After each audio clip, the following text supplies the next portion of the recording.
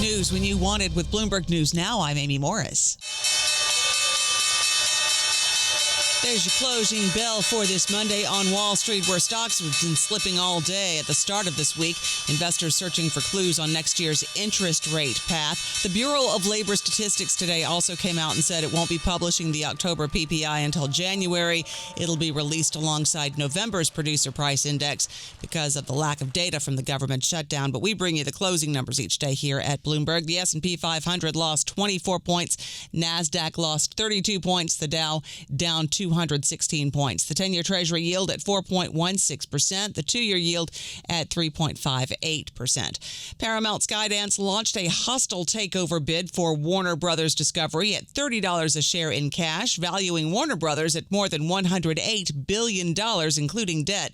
Paramount Skydance CEO David Ellison tells CNBC their offer for Warner Brothers Discovery is good for Hollywood. As someone who spent the last 15 years of my life producing movies and television shows, this is an industry that I love.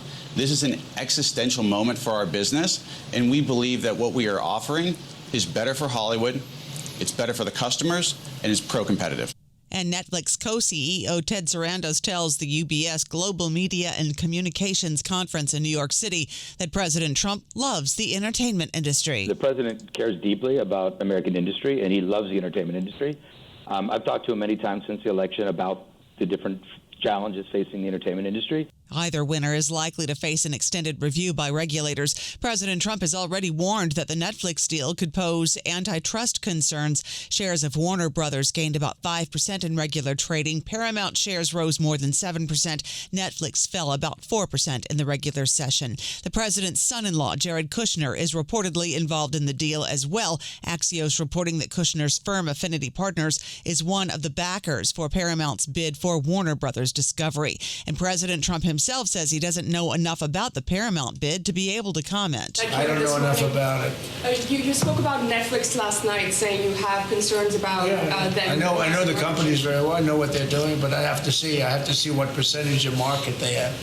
And Walt Disney is bringing Jimmy Kimmel back for at least one more year. Sources tell Bloomberg Kimmel, who was suspended in September over remarks about slain GOP activist Charlie Kirk, will continue to host Jimmy Kimmel Live until May 2027 under a new one-year deal with Disney's ABC network. The Supreme Court signaled it is poised to give the president control over potentially dozens of traditionally independent federal agencies as the court's dominant conservative wing casts doubt on a 90-year-old precedent. President Trump fired, among others, a member of the Federal Trade Commission who sued on the grounds that the president broke the law, written by Congress, protecting the FTC from political interference. Her lawyer, Amit Agarwal, responded to the administration's Supreme Court argument that the independent regulators have not been subject to oversight by an elected president until now. I think it would be a really unfortunate way to vindicate the principle of democratic accountability for this court to effectively invalidate more than 24 traditional independent agencies that have been established by statutes enacted by the people's elected representatives and signed into law, all of them by democratically elected presidents. Reversing the rule would affect government bodies that oversee labor relations, consumer product safety, transportation safety, and employment discrimination. President Trump's former personal attorney, Alina Habba, has resigned as the top federal prosecutor for New Jersey. Attorney General Pam Bondi posted on X that Habba's resignation was accepted and she'll continue as a senior advisor. She says Habba will return to her position as U.S. Attorney for New Jersey if the Supreme Court reverses a ruling that deemed her appointment invalid. The Commerce Department will reportedly allow the export of NVIDIA H200 chips to China. Semaphore reports the move is a way to find middle ground over controlling chip exports to China. The move would open up a huge market for NVIDIA, bolstering its revenue while ensuring U.S. technology remains the world standard. NVIDIA shares rose about 1% in regular trading. The president said on Truth Social he plans to sign an executive order on AI, saying that it'll establish one rule for regulating the technology, not multiple rules from all 50 states. More on that with Bloomberg Tech anchor Ed Ludlow. Much of what this administration has done so far in the realm of AI has been a national strategy to deregulate. That's very different from a set of rules that allows a software company in particular to put its AI technology into the real world. Bloomberg's Ed Ludlow reports the executive order could override state efforts to protect their citizens from AI's potential risks.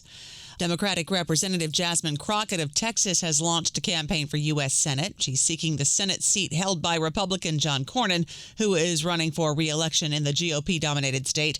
Crockett's announcement came after fellow Democrat and former Representative Colin Allred ended his Senate campaign to run for a House seat. A powerful 7.6 magnitude earthquake has struck off the coast of northern Japan, triggering a tsunami. Several people were injured, and warnings of potentially higher surges have been issued. Authorities have urged residents to seek higher ground or shelter.